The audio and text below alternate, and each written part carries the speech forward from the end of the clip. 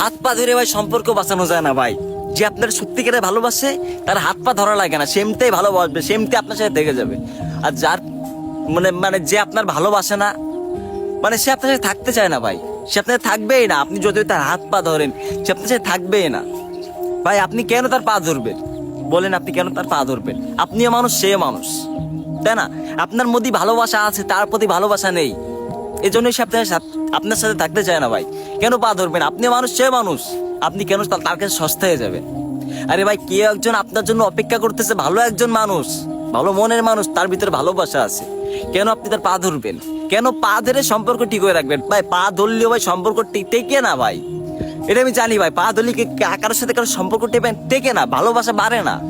মানে পা ধরলে না ভাই, আপনি যদি তার পা ধরেন, পা ধরে সম্পর্ক টিকতে যান, তাহলে আপনি তার কাছে সস্তা হয়ে যাবেন, আপনি তার কাছে সস্তা হয়ে যাবেন, আপনার কোনো মূল্য থাকবে না।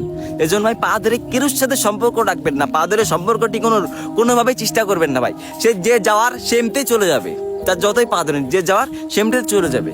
আর যে থেকে যাওয়ার, তাকে আপনি হাজারবার চেষ্টা করবেন যে তারা তারাই দিব, পারবেন না, কারণ তার প্রতি ভালোবাসা আছে, এজন্যই সে যেতে চায় না। মানে সে আপনাকে চায়, সে আপনাকে মন থেকেই চায়, ভালোবাসে সে আপনাকে, এজন্যই সে যায় না।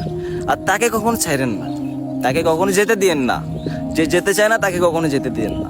আর যে চলে যেতে চায় তাকে বিদায় দিয়ে দিন, তাকে সবার আগেই বিদায় দিয়ে দিন, কারণ সে আপনার ক্ষতি চায়, ভালো চায়, সে আপনার সাথে থাকতে চায় না, আপনাকে সে ভালোবাসে না।